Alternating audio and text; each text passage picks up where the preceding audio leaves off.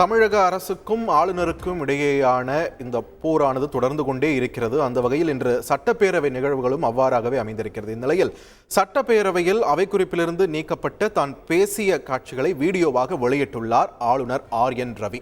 இது தொடர்பான முக்கிய செய்தியை நாம் பார்த்து வருகிறோம். தொடர்ந்து கூடுதல் விவரங்களை எமது செய்தியாளர் பாஸ்கரிடம் கேட்கலாம். பாஸ்கர், வணக்கம். ஆளுநர் வெளியிட்டிருக்கக்கூடிய இந்த வீடியோ பதிவில் என்னென்ன விஷயங்கள் பதிவாகியிருக்கு, விரிவாக பதிவு பண்ணுங்க. ஆளுநருடைய ராஜ்பவன் அதிகாரப்பூர்வமான சமூக வலைதளத்துல 3 நிமிடங்கள் 16 நொடிகள் என்ற அடிப்படையில் ஆளுநர் தமிழக சட்டப்பேரவையில் பேசியதை வீடியோவாக வெளியிட்டிருக்கிறாரு. ஆனால் சபாநாயகர் அந்த பேச்சுக்கள் அனைத்துமே அவை குறிப்பிலிருந்து இன்னைக்கு நீக்கம் செய்தார். ஒருமனதாக தீர்மானம் நிறைவேறியது. ஆளுநர் பேசியது அவை குறிப்பில் இடம்பெறாது என்றும் சபாநாயகர் பேசியதும் இடம்பெறாது என்று இரண்டே அவை குறிப்பிலிருந்து நீக்கம் செய்யப்பட்டு தமிழக அரசினுடைய உரை மட்டும்தான் அவை குறிப்பில் இடம்பெறும் என்று ஏற்கனவே தமிழக சட்டப்பேரவையில் தெரிவித்திருந்தது. இந்த நிலையில அவை நடவடிக்கைகள் 2 மணிக்கு பிறகு 11 மணிக்கு முடிவெற்ற பிறகு ஆளுநர் 1 மணி நேரத்துக்கு முன்னதாக சமூக வலைதளத்தில் பதிவு செய்திருக்கிறார்.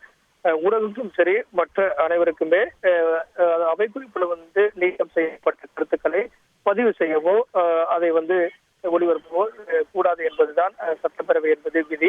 அதை மீறி செயல்பட்டால் உரிமை மீறல் என்ற அடிப்படையில் அதற்கான நடவடிக்கைகளை தமிழக சட்டப்பேரவையில் யாராவது ஒரு MLA அதை கொண்டு வந்தால் அரசு தமிழக சட்டப்பேரவையுடைய கவனத்துக்கு கொண்டு வந்தால் அதன் மீது நடவடிக்கை எடுக்கப்படும்.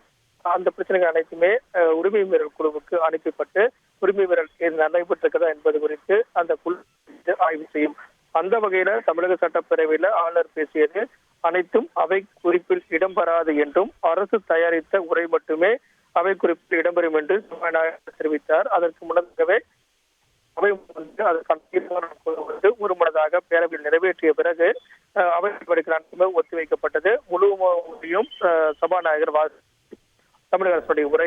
அதற்கு பிறகு ஆளுநருடைய சமூக வலைதள பக்கத்தில் இந்த கருத்துக்கள் பதிவு செய்யப்பட்டிருக்கிறது.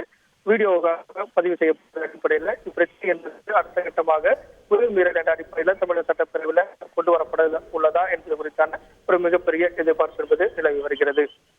நன்றி பாஸ்கர், உங்களுடைய விரிவான தகவல்களுக்கு. தமிழ்நாடு ஆளுநர் RN ரவி சட்டப்பேரவையில் ஆற்றிய உரையை வீடியோவாக தனது சமூக வலைதள பக்கத்தில் பதிவிட்டிருக்கிறார். இது தொடர்பான விரிவான தகவல்களை எமது செய்தியாளர் பாஸ்கர் வழங்க நாம் கேட்டோம்.